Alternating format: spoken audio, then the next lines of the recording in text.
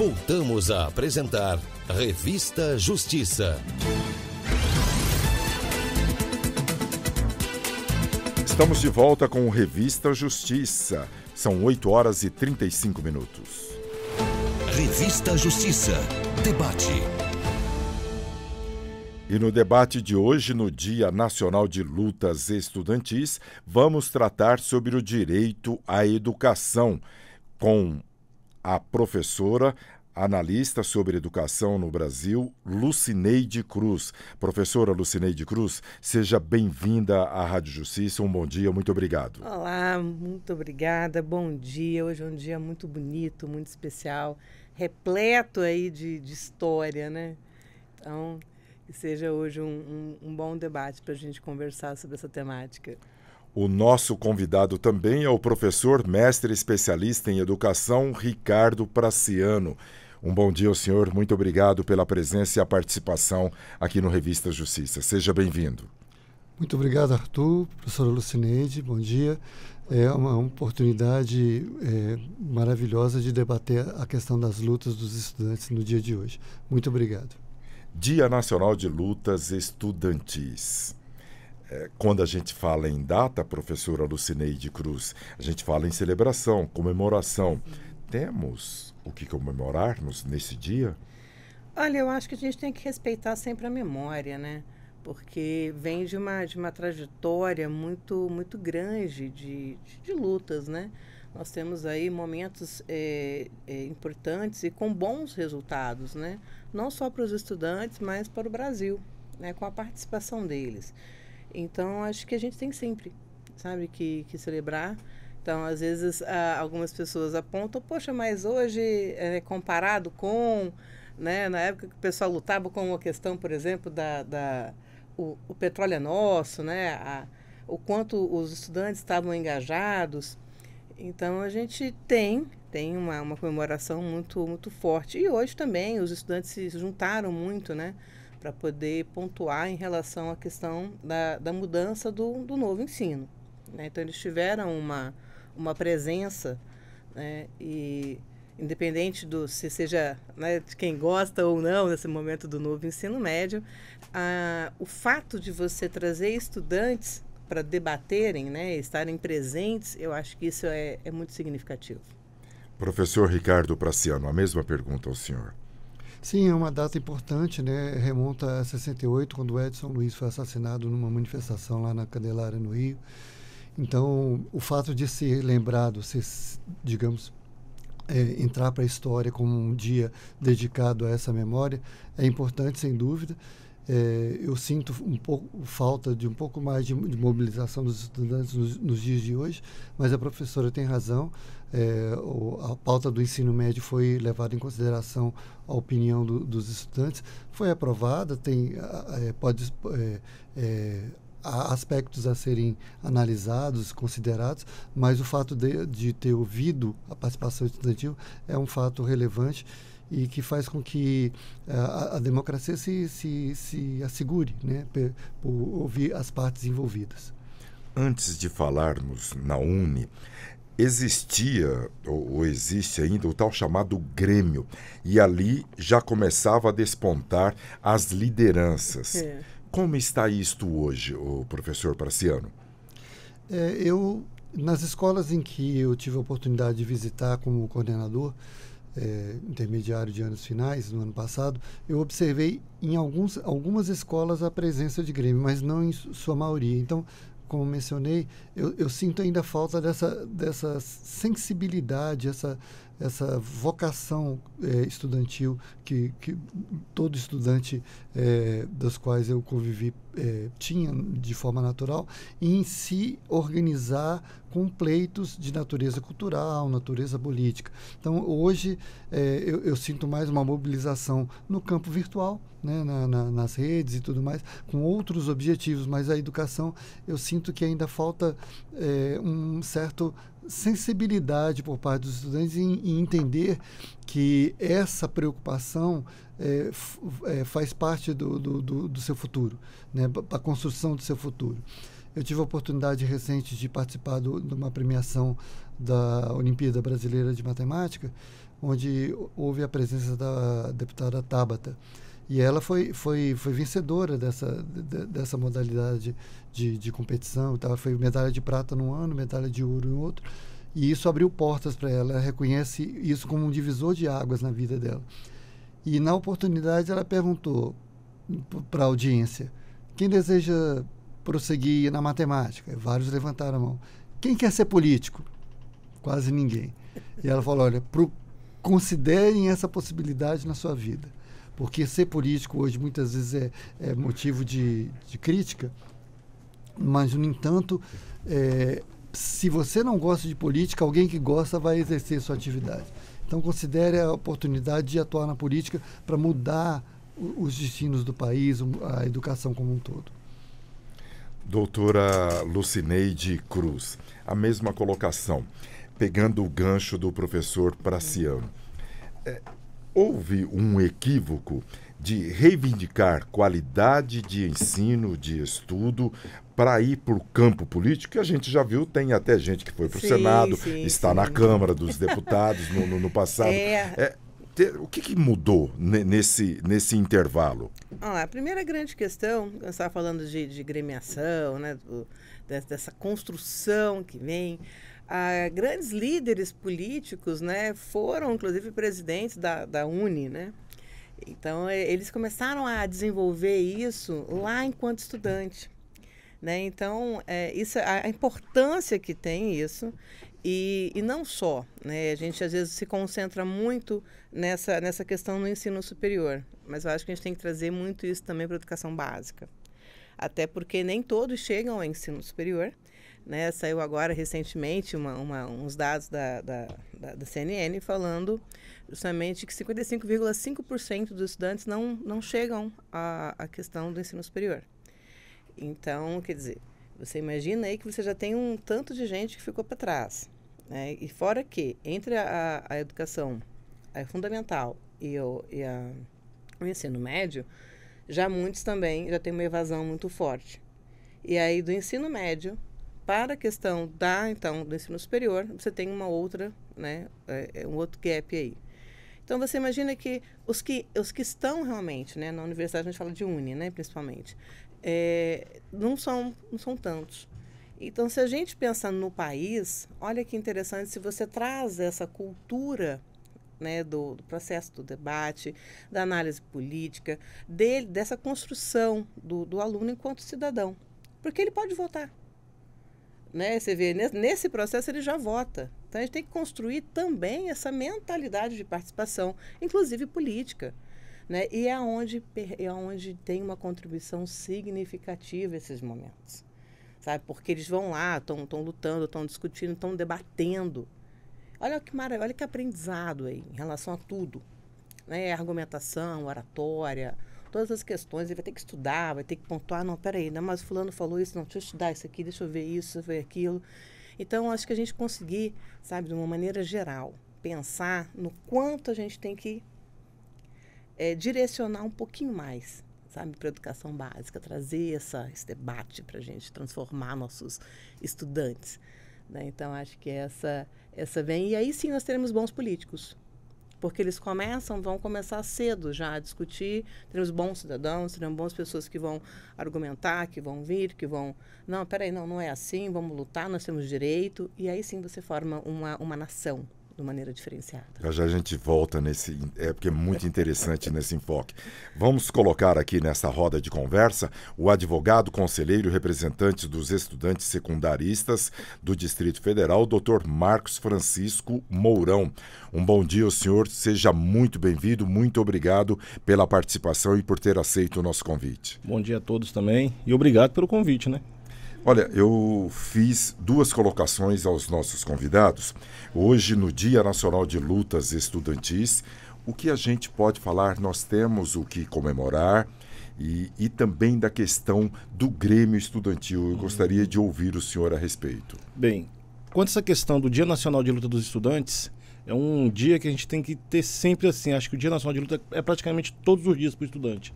Eu acho que quando se criou o Dia Nacional foi para falar assim, o estudante, como fator social modificador dentro da escola, dentro da faculdade, ele tem um papel muito importante.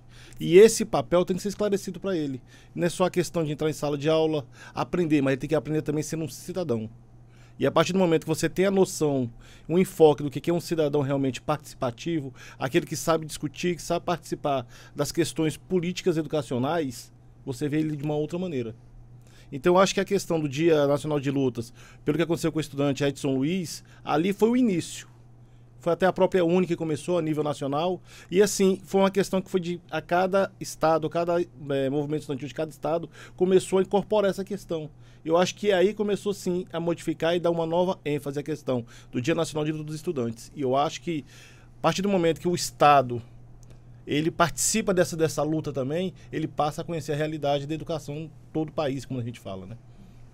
E sobre o Grêmio Estudantil, antes de chegarmos na UNE? Quanto à questão do Grêmio Estudantil, eu acho que assim, ele é o primeiro passo do porta-voz do estudante na escola. Você vê falar primeiro em que quando se fala em estudante? O Grêmio Estudantil, aquele que representa os estudantes.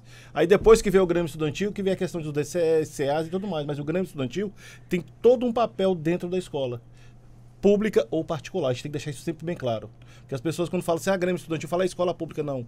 O Grêmio Estudantil, ele é dentro da escola, seja ela pública ou particular. E ele tem um papel fundamental dentro da escola. Tanto na questão política que a gente fala, e quando a gente fala em política, muitas pessoas falam assim, é política partidária. Não, é a política educacional que tem que ser discutida. É aquele que está sendo porta-voz, aquele que vê a situação da escola, o que acontece, o que precisa mudar e aquilo que faz com que o estudante esteja em sala de aula. Porque não adianta eu ter uma escola, por mais perfeita que seja, com um número de desistência muito grande.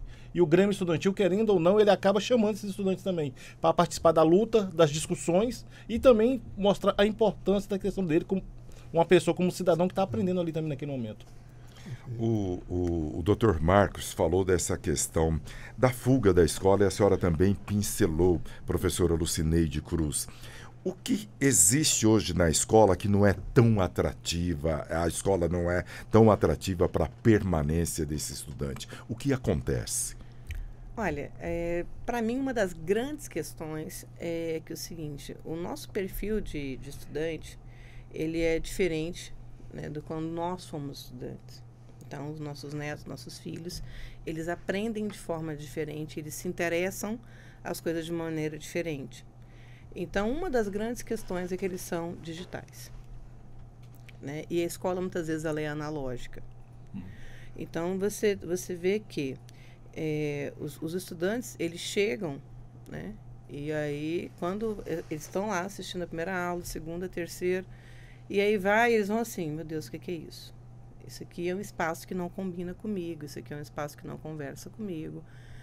Não que a gente tem que ter tecnologia o tempo todo em sala de aula, mas a composição, a gente tem que entrar também no mundo deles. Né? Então, hoje, inclusive, tem um debate, né, que está indo agora para a questão do Senado, né, para a questão do uso de tecnologia ou não em sala de aula. Né? Mas o que eu entendo? Eu entendo que se a gente tem que olhar o estudante como um todo, a gente tem que olhar o mercado de trabalho como um todo. O mercado de trabalho, cada vez mais, ele está o quê? Automatizado.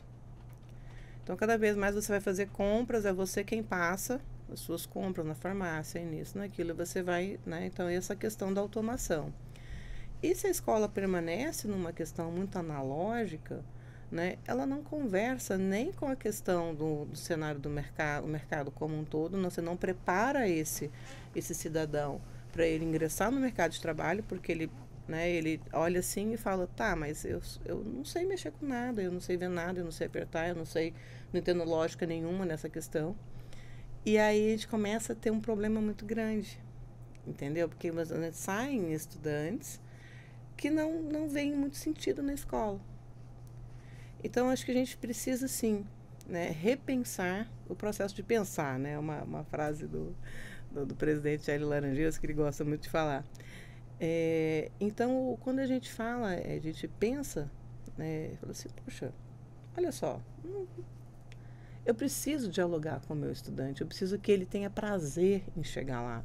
Eu preciso aguçar a curiosidade dele em aprender. Eu preciso estimulá-lo. Ele fala assim, meu Deus do céu, eu não quero ir mais para a sala de aula, pelo amor de Deus, que aula chata, que coisa.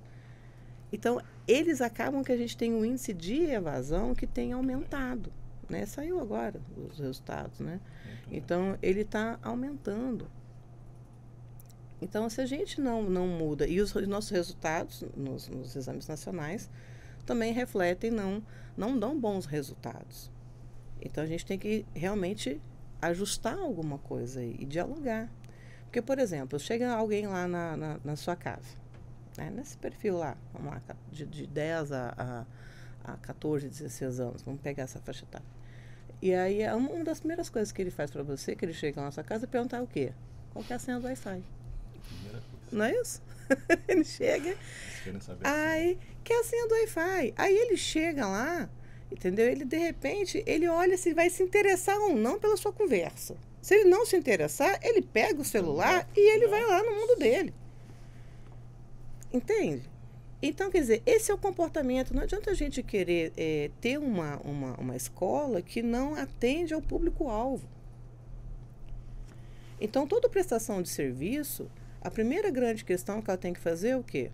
Chamar a atenção Né? quem é o público-alvo. Exatamente, ela tem que ter o público-alvo dela. Quem é? Eu estudo meu público-alvo, eu analiso meu público-alvo e eu vou preparar um serviço para atender aquele meu público-alvo. Que chame ele para ficar preso ali naquele momento. Que chame, exato.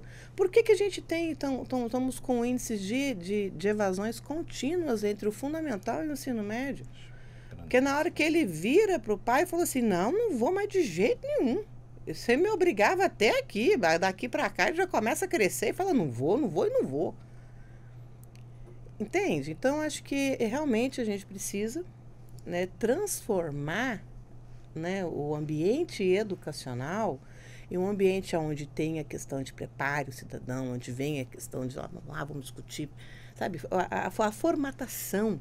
A gente tem que desenvolver as coisas de uma maneira que a gente leve egressos preparados para o mercado de trabalho, interessados em estudar, em aprender, em aprofundar, porque quando eles querem, olha, eles fazem, eles pesquisam tudo, eles são pesquisadores nato.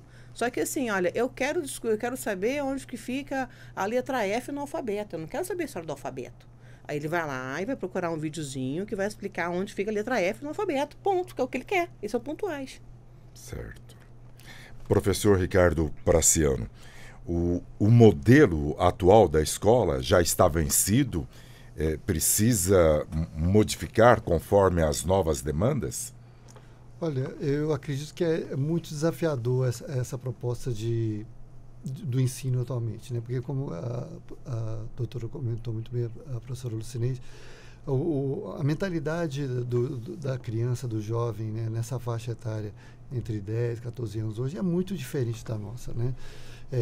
Justamente ele já cresce num ambiente potencialmente acelerado, porque nós crescemos num ambiente onde a gente tinha que esperar determinados momentos para acompanhar determinadas coisas numa velocidade que aquela mídia, que aquele indivíduo concedia. Hoje é possível acelerar, e isso é feito com muita frequência entre eles, acelerar vídeo, acelerar música, porque e aí fica aquele dilema de quem começou primeiro, se foi as mídias que começaram assim ou foi a própria estrutura mental das crianças que demandou essa atitude.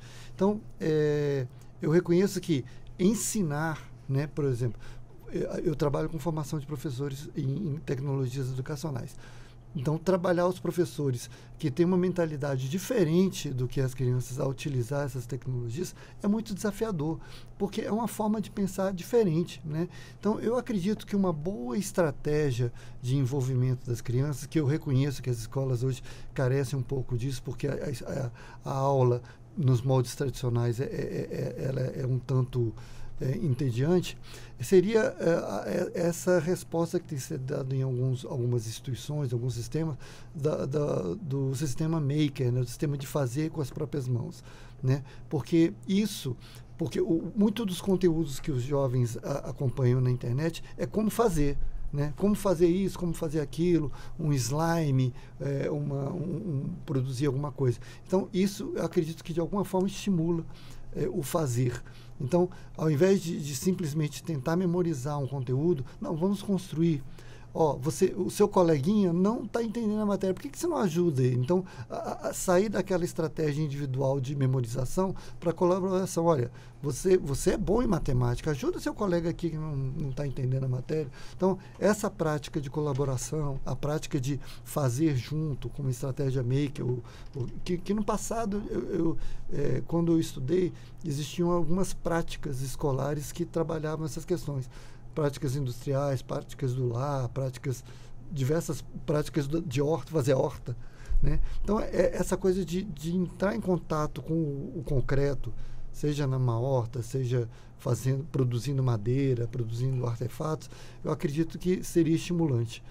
E em paralelo, como o Dr. Marcos comentou, a construção do pensamento crítico. Ao invés de ensinar a decorar, por que é assim? Né? Porque vamos refletir, que eu acho que a escola sempre está um passo atrás do mercado, porque o mercado é mais dinâmico. Então, se eu chegar no mercado entendendo as razões, pensando criticamente, eu acho que eu vou ter um profissional mais habilitado. Então, eu acredito que essas estratégias do maker e do envolvimento do aluno numa estrutura colaborativa seriam mais interessantes do ponto de vista intelectual, da criação de sujeitos mais ativos na sala de aula. Dr. Marcos Mourão, dentro do que foi colocado pelo Dr. Ricardo e a professora Lucineide, qual a análise que o senhor faz? O senhor que está lá em contato com esses estudantes como conselheiro. Eu vou até voltar um pouco também nessa questão, quando você falou em questão de Grêmio, de tudo. Eu fui presidente de Grêmio de duas escolas grandes, eu sei como é que era a questão do cotidiano, entendeu? Fui presidente de duas grandes instituições estudantis. Então, assim, a gente passa a ter uma visão daquela seguinte forma: quanto mais o jovem participa, mais ele se interessa. Quanto mais ele está envolvido naquela discussão, ou naquele momento, aquilo que você está transformando na escola, quanto mais ele se envolve, mais ele quer participar. E eu acho que a escola hoje está naquela situação mesmo. A gente está num momento de tecnologia muito acelerada, e que não é ruim. Isso eu falo para você, não é ruim. E o estudante, ele quer acompanhar isso. E aí como é que ele acompanha se a escola não acompanha? Aí nós temos o fator da questão chamado Estado. Até que ponto o Estado está analisando isso? Essa mudança de pensamento, essa mudança realmente de tempo que está se tendo. Acho que a escola hoje, o que falta para ela? É ter um atrativo que deixe o aluno dentro da escola, que chame a atenção dele. A questão da tecnologia hoje é fator social? É um fator social. Não tem problema mais discutir, ficar só na questão do telefone, fica na pesquisa. Hoje em dia, se você for nas escolas, até a própria biblioteca das escolas é uma coisa muito defasada. Aonde tem? Porque tem escola que não tem uma biblioteca. O aluno, qual é o principal ponto de pesquisa dele hoje? É o telefone que está na mão dele ali naquele momento. O professor fala uma coisa, ele não entendeu, ele não sabe, onde é que ele vai procurar? Ele vai pesquisar. Então, o que falta é que a escola tem espaços para que o estudante possa ter mais acesso ao conhecimento, através da informação, através da informática, como nos colocar assim, através das redes sociais. Por que o aluno chega na escola hoje, que a primeira coisa que ele pergunta: minha escola tem computador? Ontem nós tivemos numa escola, por exemplo, que os alunos falavam assim, a gente estava ouvindo os alunos, eles falaram bem assim: a minha escola não tem computador. A gente queria pesquisar. Aí você para e pergunta: poxa, se ele quer pesquisar, ele tem um telefone, não está pesquisando por quê? Porque a escola não oferece uma informática que dê acesso a ele à internet. Então, ou seja, você vê que a todo momento, você vê sempre a tecnologia, a informação está sempre ali vinculada. E não é só dentro da escola hoje ela está em todos os locais. Todo lugar que você vai, sempre tem alguma coisa que é vinculado à informação. E a informação vem por onde? Vem pela internet, que é o grande dilema hoje.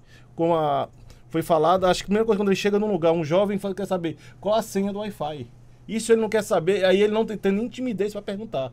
Ele chega e pergunta qual é a senha. Por quê? Porque ele quer estar ali tendo acesso à informação. Que bom que ele quer aprender.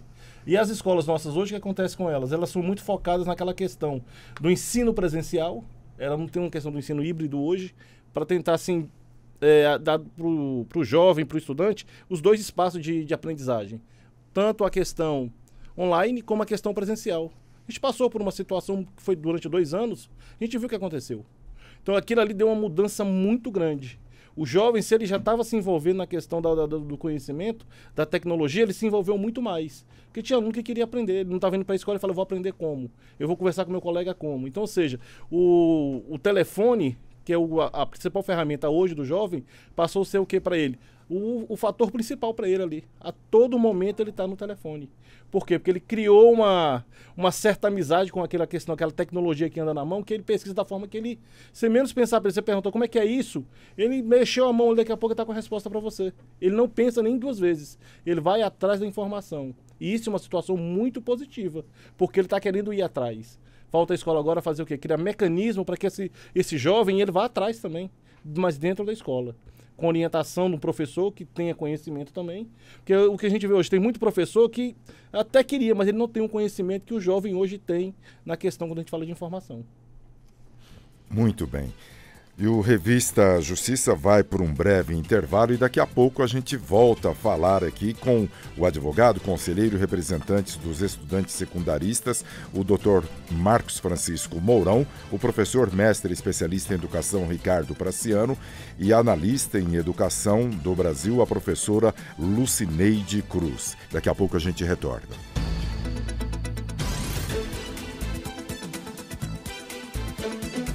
Estamos apresentando Revista Justiça.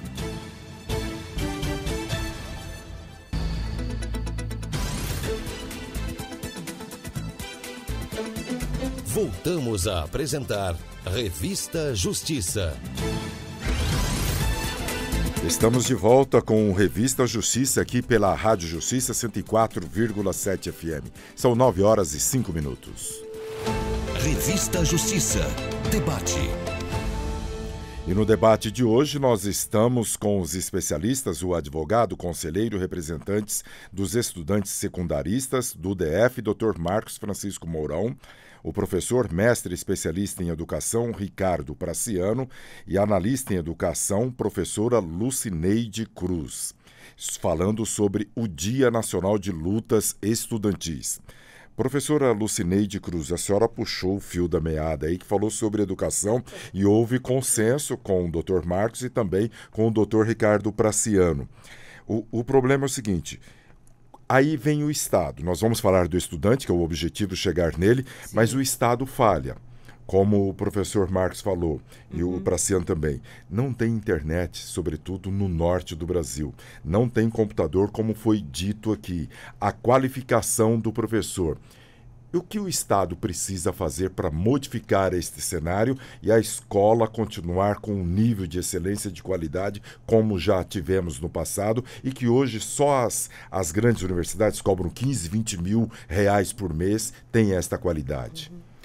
Bom, olha, existem soluções, na verdade, que elas podem ser implementadas. Algumas que, por exemplo, podem ser implementadas, que são implementadas em presídios, né, quando você leva a educação para o presídio. Mas a quantidade de pessoas é bem menor, né? Sim, que o universo. Sim, eu estou falando para você de soluções. Certo. Entendeu? Então, assim, existem soluções, tá, educacionais hoje que elas conseguem, né, chegar em diversos lugares. É claro que às vezes você tem que fazer, por exemplo, você tem que alimentar determinadas fontes, você vai lá, como você faz um download das informações, e depois você replica dados. Então, soluções, mesmo com uma baixa infraestrutura, que isso não é o ideal, tá? Mas existe coisas para você já começar a desenvolver, entendeu? Para você já mudar a realidade. Então, assim, coisas que estão muito na iniciativa privada. Aí é uma questão de parceria, né? Então, você tem hoje, que eu estou te falando, né? Que são fatores, são especialistas, inclusive, que desenvolvem coisas em educação em presídio. Então, solução? Tem. Aí é justamente a gente pensar, falar assim, tá, o cenário é esse. O que eu posso fazer de imediato em relação a isso, enquanto eu não transformo aquilo para poder ficar melhor? Porque em nenhum momento você pensa hoje, quando você pensa, que a gente fala muito, né, no perfil do egresso, que você quer um estudante analógico. Porque o mercado de trabalho não é analógico. Então, você precisa que ele desenvolva as coisas, precisa fazer até a educação dele em relação à educação tecnológica, ensiná-lo a usar a tecnologia. Né, o que a gente estava conversando, que às vezes o aluno, quando ele entra em sala de aula, quando não é nesses lugares remotos, ok? Porque também tem condições de fazer isso. Quando Por você... satélite. Exatamente. Antigamente tinha muito, né, educação via satélite. Né? Então, era muito desenvolvido. Inclusive, um dos pioneiros nessa área é justamente quem desenvolve essa tecnologia que tem condições de chegar nesses lugares remotos. E aí, a outra questão que quando a gente fala, né, quando a gente vem para os lugares onde já tem um pouco mais, ele estava dizendo o quanto o celular é um computador. O que falta muitas vezes pro estudante é a gente como saber utilizá-lo, usar esse computador que está em sala de aula. Acabaria com a lousa, o quadro negro, como eu falava antigamente? De forma alguma. Eu acho que existem N formas de você educar. A única coisa que eu estou falando, você não tem que educar só de maneira digital, pelo amor de Deus, de forma alguma. Entendeu? Só que assim, essa parte não tem que estar excluída. É isso que eu estou dizendo. Entendido. Ela tem que fazer parte. Eu, enquanto estudante, eu tenho que entender que eu tenho um computador na mão e que isso tanto serve para eu ficar horas jogando, quando me serve para eu poder entrar e fazer uns cursos e aprender não sei o quê, aquilo que eu tive vontade, eu quero montar um robô, eu quero fazer... E aí começa a fazer curso disso, curso daquilo, não sei o quê, e aí ele começa. É você mostrar também possibilidades de como que ele vai utilizar. Porque às vezes ele utiliza, você vai ver no que ele entrou, rede social e jogos. Entendeu? Entendido. Então, acho que a gente tem condições, sim, de desenvolver fazer essa alteração e fazer essa composição diferente, né, desse perfil, desse estudante. E também trazê-lo para os debates, para as questões, né? Fazer aquele momento de interação, que também é importante, né? A integração, o professor falou do espaço maker, né? Onde vem ali, onde os alunos vão chegar, vão sentar e vão montar alguma coisa, vão desenvolver algum projeto. A importância disso, porque vai compartilhar, né? O professor Marcos falou da questão do quanto ele foi do Grêmio, né? Do quanto essa questão ali ativa, participativa, o quanto quando o aluno se sente participativo, o que ele faz? Ele abraça. Isso, ele interage, ele está ali. O tempo todo. Ele está, exato. Entende? Então, o que está faltando para a gente? Faltando é trazer ele para esse momento. Falar assim, olha, aqui é legal. Aqui é um lugar bom para você. Transformar a escola num lugar que fala assim, eu quero ir. Eu quero acordar, eu quero, depois do almoço, chegar e falar assim, nossa, oba. Vou para a escola novamente. Vou para a escola, vou até chegar mais cedo, que eu tenho que ver tal coisa, eu tenho que falar com fulano, eu vou articular não sei o quê, É isso que a gente precisa. Entende? Que aí, os grandes líderes que saem disso, né? Com bons profissionais a gente forma, quando a gente desenvolve. E fora os demais sensos em termos de cidadania e comportamental, né? Certo. Professor Ricardo Praciano, dentro dessa explicação da professora Lucineide Cruz, dessa adequação com o ensino tradicional, com a tecnologia, o ensino digital, não é tão difícil, então, pelo Estado? O investimento seria mais baixo? Bom, eu concordo com a perspectiva apresentada pela professora e reforço no sentido de que o aspecto de ser 100% digital também não é vantajoso. E também seria oneroso também. Porque a prática de, por exemplo, escrever à mão, que é uma prática que é ensinada para as crianças desde cedo e que pode, com o tempo, acabar sendo abandonada pelo uso dos dispositivos digitais, já se mostrou extremamente útil na formação das memórias. Porque a atuação fisiológica de mover o braço, pensar na letra que vai ser escrita e desenvolver a ideia da forma de uma escrita, de um manuscrito, leva a um desenvolvimento cognitivo importante. Então, assim, nós aqui não estamos defendendo, né, nesse nicho de tema que a educação seja somente digital, né? Mesmo porque, se assim fosse, ela também teria um custo elevado. Mas também me leva a um outro raciocínio também. Como já foi colocado, inclusive, em algumas falas de gestores, que os investimentos em educação não sejam entendidos como gasto, mas sim investimento. Né? Eu não estou gastando com educação, não, você não está gastando, você está investindo.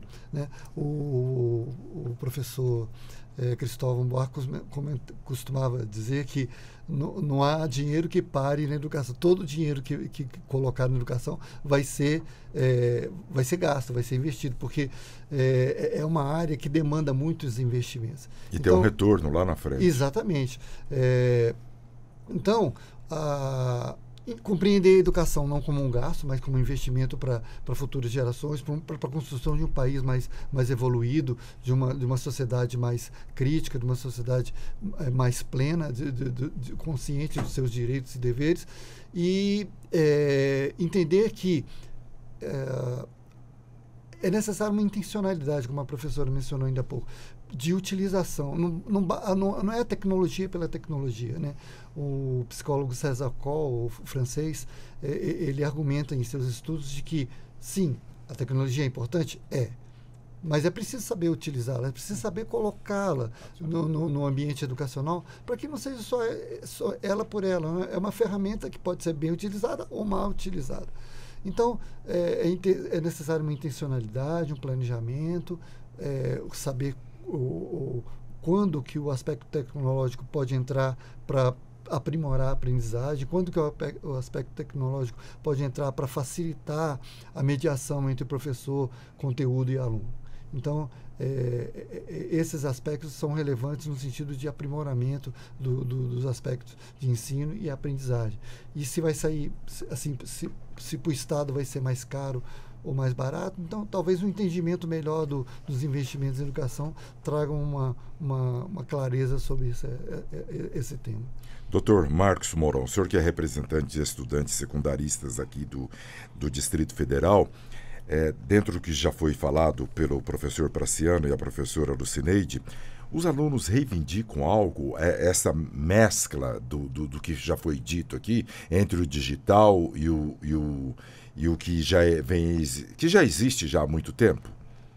Uma coisa eu vou falar assim, hoje isso é real, o aluno ele busca os dois, mas qual que está na mão dele está mais fácil? Pelo aluno, ele teria assim a questão de mesclar os dois ensinos, tanto a questão pela digital, a questão EAD, ou que seja como seja falado, como a questão da própria escrita, porque a escrita é uma forma de memorização, uma forma de você pegar aquele conhecimento que você está vendo e você está transmitindo para você. Então hoje o aluno, ele tem a vontade de ter os dois, só o que ele vê hoje muito é só o professor, o quadro e o livro que vem. E aí ele quer ir um pouco mais. E como é que eu vou a mais? Ele vai olhar para onde? Para o telefone. Que, querendo ou não, é o computador hoje do estudante. É aquilo que está no momento, é o que está na mão dele, é o que está ao alcance dele. Porque o que a gente vê nas escolas hoje, infelizmente, nas escolas públicas, é essa falta de quê? De um espaço tecnológico para que o estudante tenha espaço. Se você for aqui na Secretaria de Cultura, se você vê o espaço de computadores que é montado lá, você não vê o estudante sabendo que existe aquilo ali. Tem um espaço de conhecimento, de tecnológico que ele não sabe e está lá gratuitamente. Então, ou seja, são espaços que tem algumas secretarias que deviam estar focados na educação também. E você não vê essa, como é que se diz assim, um equilíbrio. Se você for na cultura, é mais a questão de game. Aquilo ali é para chamar a atenção de jovem. Tem um espaço para pesquisa, para tudo? Tem. Mas o de game, se você for lá, você fica assim, fala como conseguiram fazer isso. Então, o estudante hoje, aquele que é a gente vai falar, o secundarista, aquele aluno que está no ensino fundamental, nas séries finais e que vai para o ensino médio, ele procura por isso. Porque ele quer saber a tecnologia, ele quer saber o que o mercado de trabalho hoje oferece dentro da tecnologia para ele, como é que eu vou aprender. Você pode pegar hoje o nosso mercado de trabalho, o que ele mais pede hoje? Qualificação profissional. E qual é a primeira coisa da qualificação? TI. É aquele aluno que sabe alguma coisa sobre informática, sobre informação, sobre tecnologia. Então, ou seja, o que falta para nossas escolas hoje? Eu falo no todo, não é só o Distrito Federal, no nível Brasil. Eu acho que deveria começar as escolas de ensino médio colocar uma questão um professor, uma aula específica sobre a questão de acesso à tecnologia. Ensinar o estudante a usar o que ele tem na mão. Porque a partir do momento que você fala, eu vou te ensinar, ele começa a despertar. Poxa, eu vou aprender. Eu vou aprender a usar o meu telefone, meu computador, mas também eu vou aprender na sala de aula o que eu tenho que fazer. Então, acho que está faltando o que é hoje? É mesclar essas duas situações. É preparar o professor também. Porque a gente tem muito professor que hoje, querendo ou não, ele não tem essa preparação ainda. Como é que as secretarias estaduais, municipais iriam fazer? Então, é uma questão assim que tem que pegar um estado, aquele ali vai ser um estado base para saber como é que nós vamos planejar.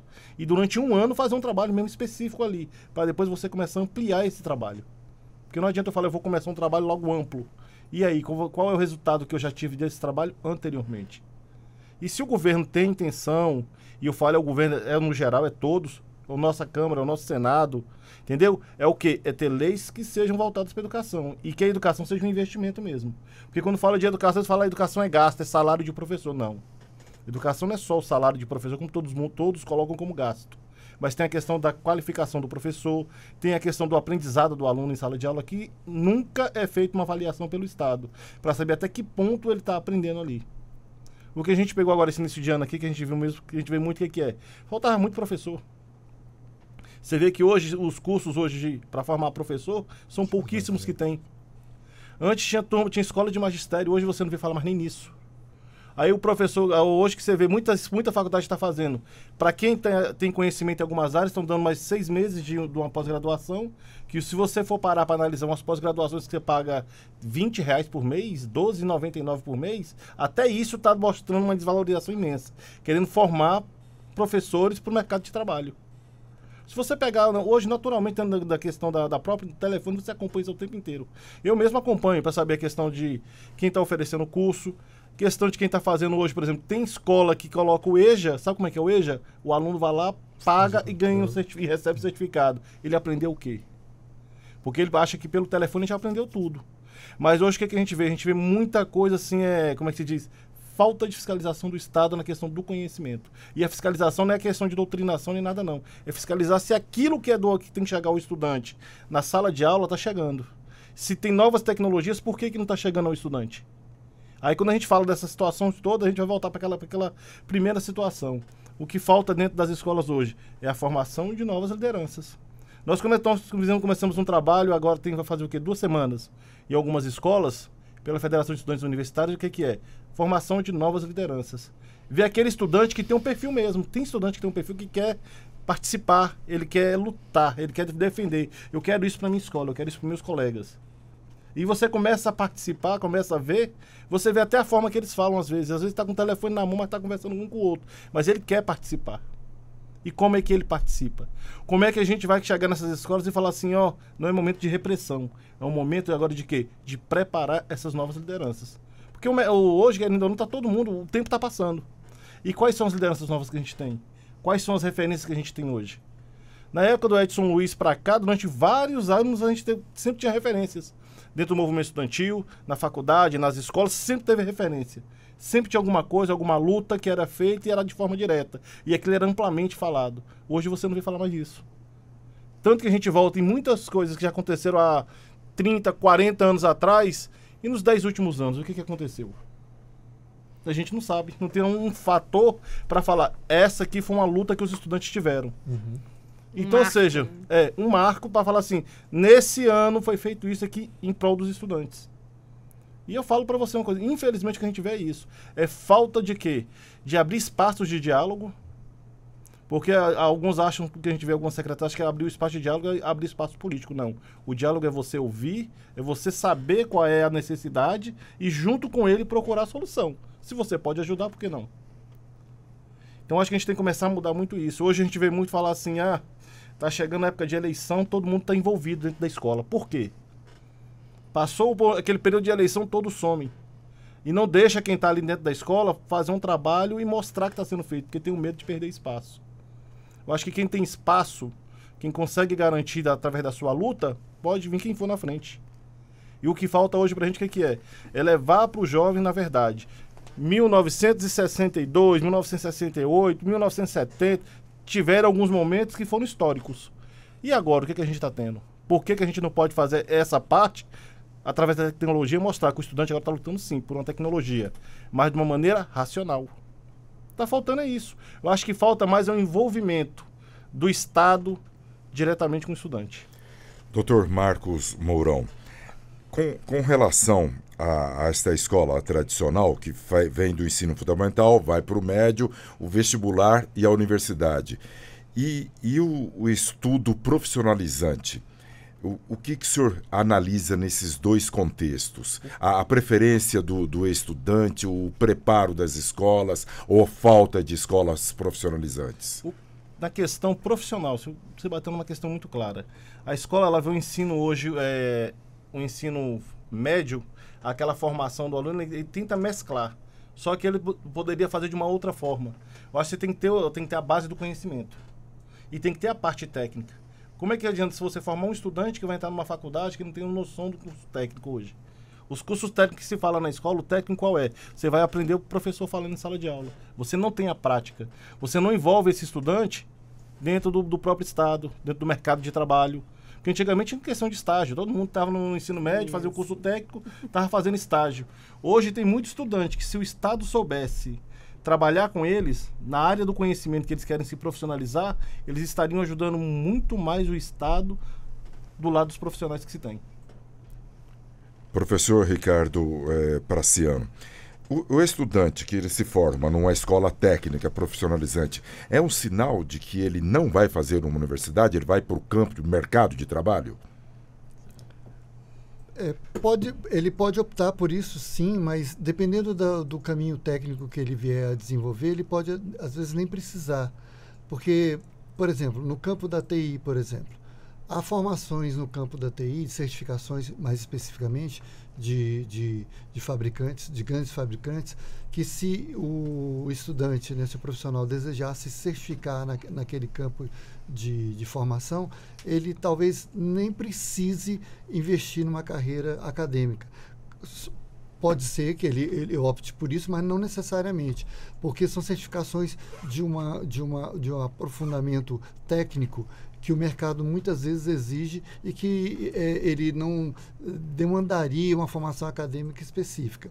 Claro, a formação acadêmica em algumas empresas se faz necessário como pré-requisito, mas o profissional técnico que investir na sua qualificação especificamente técnica pode também ter muitas portas abertas na sua atuação profissional diante do mercado.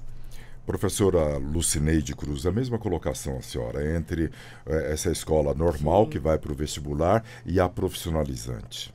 Tem um vácuo aí que se diz quando se fala na preparação, na qualificação? Eu acredito que a primeira grande questão é importante, sim, a gente ter os técnicos, né? Acho que o Brasil pede, a meta 11 não está sendo batida. Nós precisamos entrar na OCDE e uma das grandes questões é justamente isso, né? A quantidade de técnicos que a gente tem. E o que a gente vê? A importância disso para o PIB. Né? Então, quando o estudante, se ele, vamos lá, ele faz a educação básica, aí depois ele vai para a faculdade, mais uns 5 anos da faculdade, para depois começar no mercado de trabalho. E aos 40 anos, ele começa a ter preconceito em relação à idade. Né? A empregabilidade dele começa a diminuir. Então, você vê o tempo que ele levou para entrar no mercado de trabalho, para começar a fazer alguma coisa, aprender, para depois ter um tempo curto para conseguir sucesso profissional, para se estabilizar.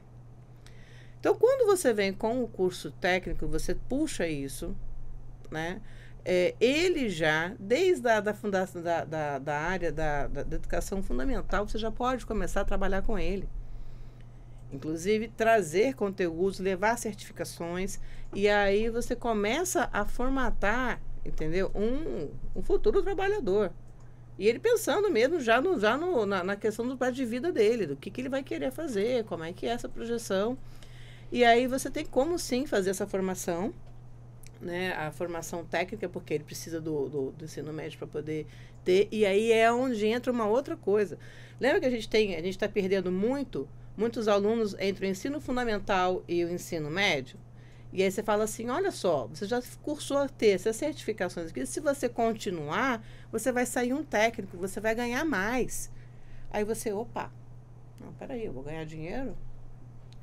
Então, porque muitos também são imediatistas, que eu falo, tem que estudar o nosso público-alvo, que o nosso público-alvo são os estudantes, a gente tem que fazer a leitura dele.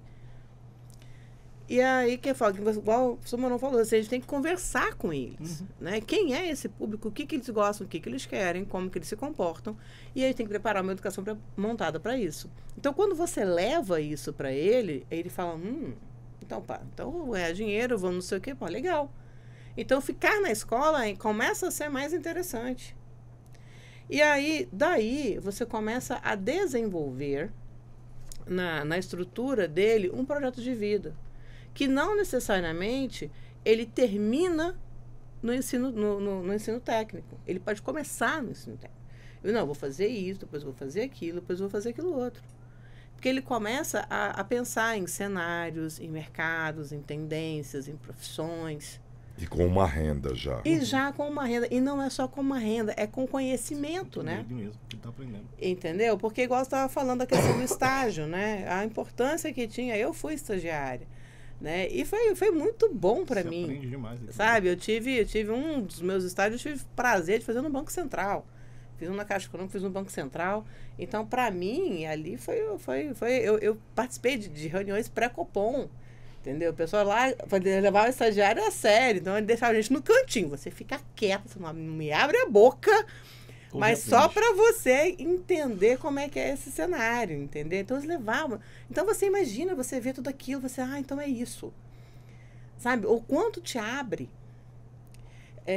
Então, é interessante e não é limitador. Não vejo como limitador. Quem faz curso técnico não vai fazer faculdade. Né? Não vai ingressar no ensino superior. Eu acho que não.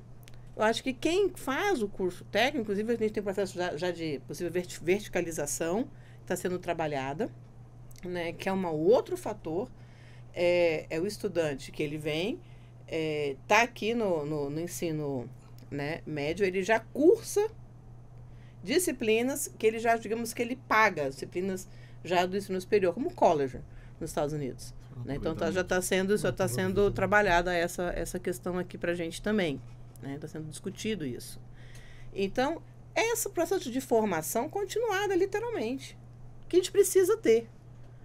Né? Porque um profissional ele tem que estar constantemente atualizado. É o que acontece em TI com as certificações.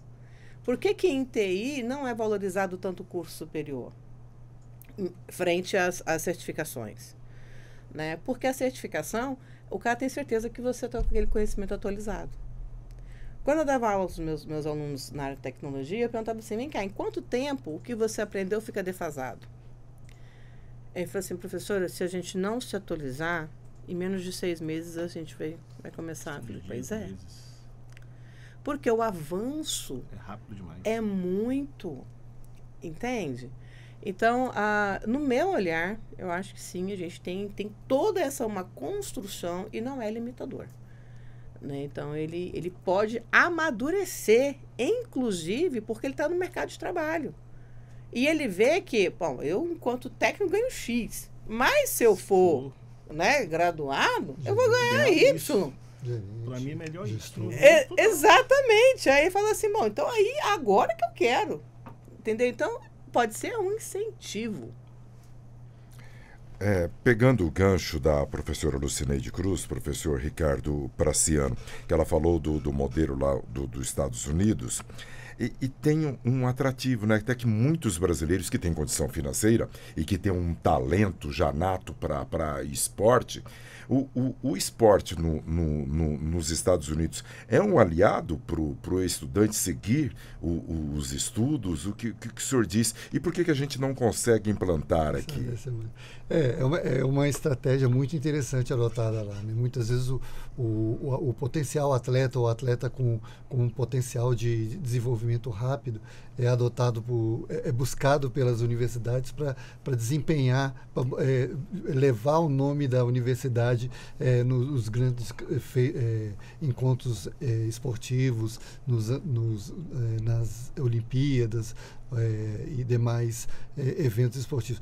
É um modelo a ser estudado e investigado do porquê não numa adoção semelhante aqui. É bem verdade que a estrutura acadêmica americana é bem diferente da nossa, né?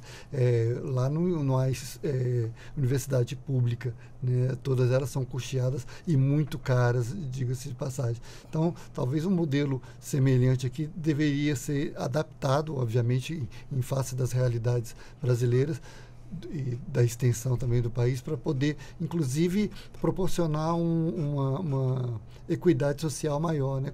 Porque muitas vezes o jovem negro, pobre, sem perspectivas, vê no esporte nos Estados Unidos como um caminho de crescimento mesmo, né? No esporte eu vou crescer. Talvez na academia, no trabalho eu não cresça, mas no esporte eu tenho condições de crescer. Então, por que não talvez adotar uma estratégia semelhante, né, aqui no país, para poder proporcionar condições de acesso à educação de qualidade, a uma melhoria social de maior valor para esses jovens que muitas vezes não têm a oportunidade de ingresso numa universidade. Então, é um modelo a ser estudado, né, a ser analisado, como viabilizar uma estratégia. Só que seleciona muito, né? Sem Porque dúvida. são poucos que nascem com talentos naturais aí para diversas atividades esportivas. É necessário um biotipo, né? Embora nos últimos anos a questão do biotipo tenha sido um pouco desconstruída. O Usain Bolt, por exemplo, é um exemplo bastante que brilha aos olhos, né? Um atleta como ele há alguns anos jamais seria conceituado como um velocista. No entanto, ele quebrou todos esses paradigmas. Então, entende-se que para um bom desenvolvimento no esporte é necessário um pré-requisito de um biotipo específico. Mas será que essa prática não pode ser revista também, né? Para poder proporcionar melhores oportunidades e encontrar potenciais atletas que se destaquem na área? Então, é uma questão a ser refletida. Não tenho resposta, é mais uma reflexão sobre essa possibilidade. Dr. Marcos Mourão, o IBGE tem divulgado dados aí da pesquisa do censo de 2022 e o crescimento demográfico brasileiro está reduzindo. Estão nascendo menos crianças. Com uma população menor de crianças, adolescentes e jovens, a gente vislumbra uma escola melhor, com uma demanda menor de estudantes? Eu tenho a seguinte opinião nessa questão, até mais uma opinião. Eu acho que o que faz a escola não é aquela questão do quantitativo de aluno. O que faz a questão da escola é o professor que está formando aquele estudante.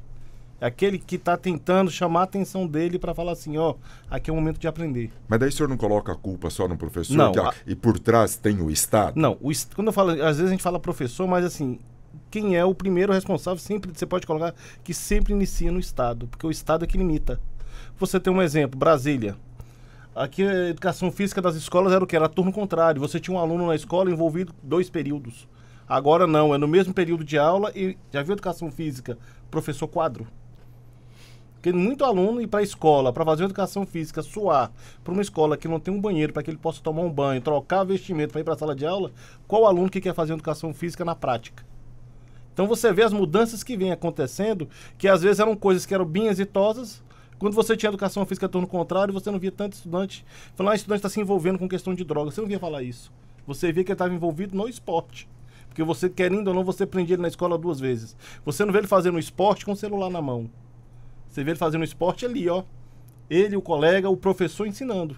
Então, ou seja, são questões que a gente vai vendo que o Estado vai tirando e quem é que sai perdendo, na verdade, dessa história toda? Você não vê o estudante mais falar da questão esportiva. Ele só quer saber do futebol porque ele está ali assistindo. Hoje você vê menos falar assim de novos profissionais da área de esporte que se despontaram no Brasil. Você quase não vê mais falar nisso. Por quê? Porque houve essa redução do crescimento e também houve aquela redução de espaços para que a pessoa pudesse participar. E o primeiro espaço, eu sempre falo, é dentro da escola. A família tem um fator social dela. Mas quando vai para a escola, tem um fator também escola, educação, o fator Estado. Ele tem que saber respeitar a família em casa, saber respeitar o Estado. E respeitar o Estado é o seguinte, é o Estado me respeitando e me ensinando a respeitar, porque é uma via de mão dupla. Não adianta só falar, você tem que me respeitar. Não, calma aí, quais são os meus direitos? Eu tenho meus deveres, mas quais são os meus direitos também? Eles estão sendo ouvidos? Então, o que está faltando, na verdade, disso tudo? É um Estado mais participativo. Quando ele se torna um Estado participativo, você pode ter certeza, aonde o governo mais participa, você vê um índice da educação muito maior, muito mais elevado. Você vê uma população mais participativa. Agora, quando o governo ele se retrai na educação, ele retrai até da própria família saber o que está acontecendo. E é o que a gente sempre vem batendo. E esses 2 últimos anos, a gente vem sempre analisando uma questão. O que falta hoje na escola é um espaço para que o estudante possa participar. É um espaço que o estudante possa falar, eu quero isso. Como é que eu chego? Posso? Não posso? Não é só usar a escola como um espaço de experimento para alguns projetos que tem do próprio Estado. Porque quando você vê o Estado querendo lançar alguma coisa, ele quer usar um espaço ali, uma escola como projeto. Isso aí vai ser até quando? Só até concluir o projeto, aquela fase que está sendo feita? Ninguém nunca questiona, assim, qual é a modificação que vocês fizeram que está durando a médio e longo prazo. Você não vê. O próprio ensino médio agora tinha uma situação, houve uma mudança, daqui a 2, 3 anos vai ter uma nova mudança novamente, a perspectiva do que se viu, do que mudou. Por quê? Porque quem vai ser o impactado de forma direta é o aluno na sala de aula. Aquilo ali para ele vai falar assim, isso para mim não é bom. Tem aqueles que vão lhe ouvir falar que não é bom, e tem aqueles que vão falar, não, para mim tá ótimo. Mas e aí, quem é que vai fazer o contrapeso? Quem é que vai fazer essa grande mudança? É o Estado? Porque se você deixar na mão do Estado, o Estado tem a visão dele. Agora, na visão do aluno que está dentro da sala de aula, que está sofrendo aquela mudança, ele tem uma visão completamente diferente. Comece assim, o Estado. Vá para a escola e ouça o aluno, o que ele está achando dessas mudanças hoje.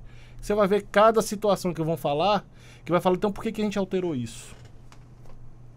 Então, assim, tem muito mais fatores hoje que envolvem a educação de forma direta quando se ouve o estudante. Perfeito. Infelizmente, o nosso tempo se esgotou. Professora Lucineide, foi um prazer tê-lo aqui. É um tema que não tem fim, mas eu gostaria de ouvir a consideração final para a senhora.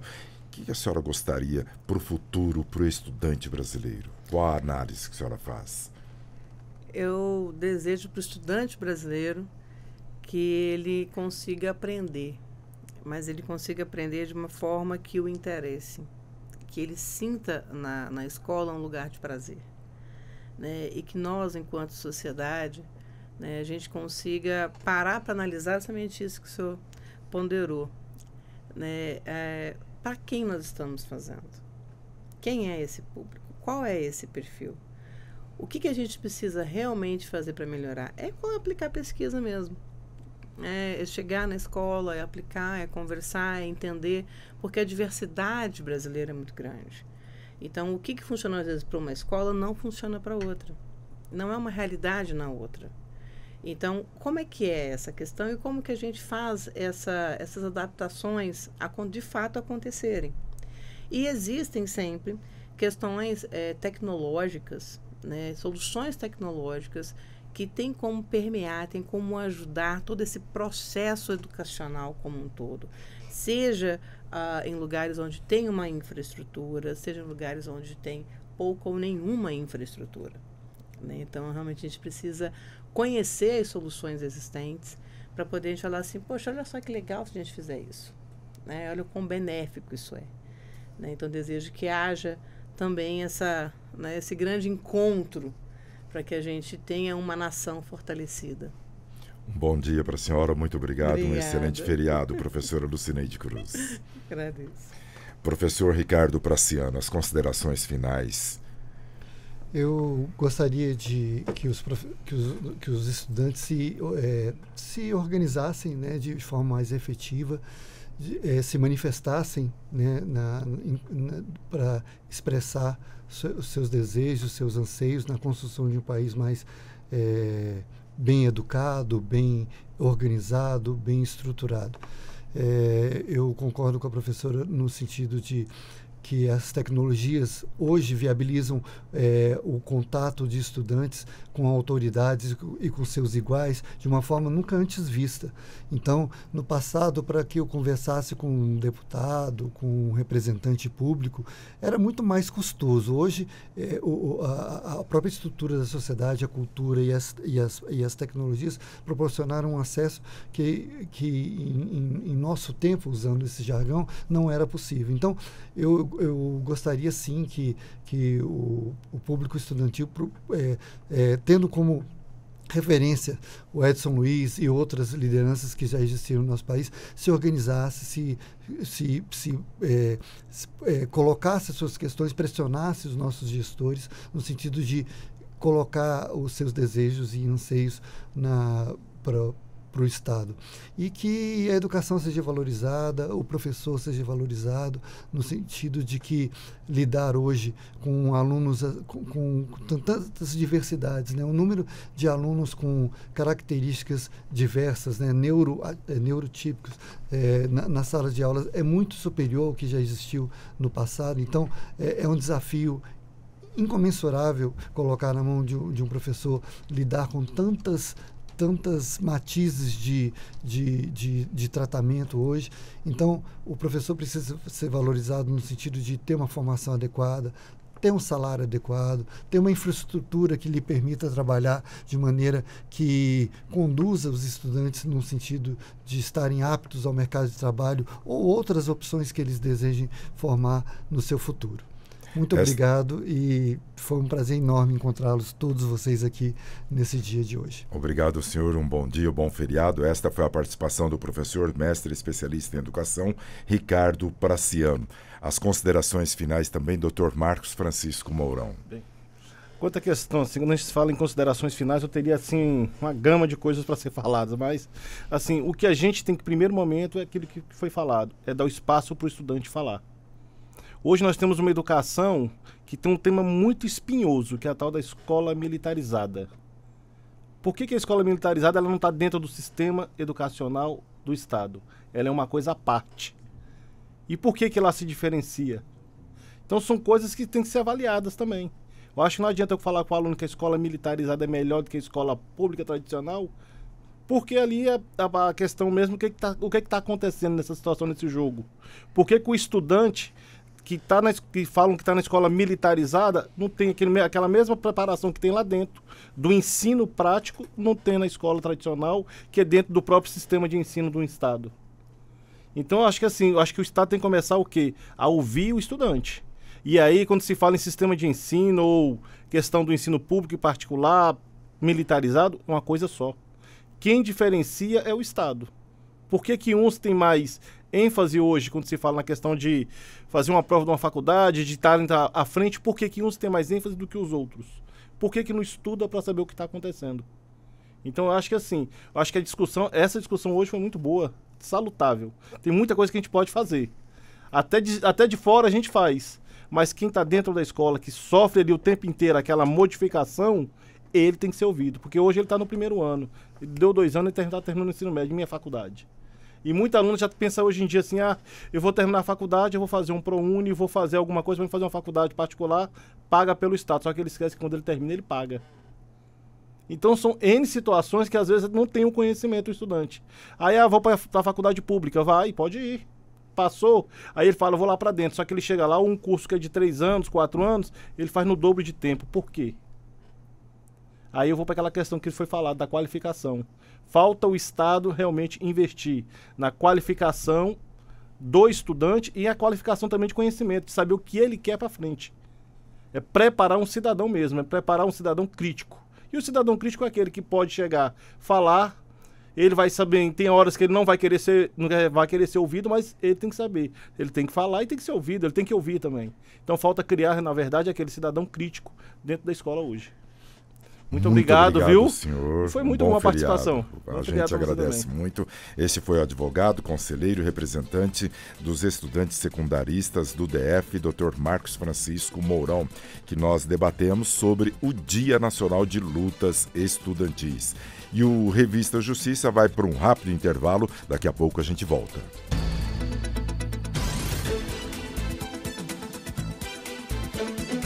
Estamos apresentando Revista Justiça.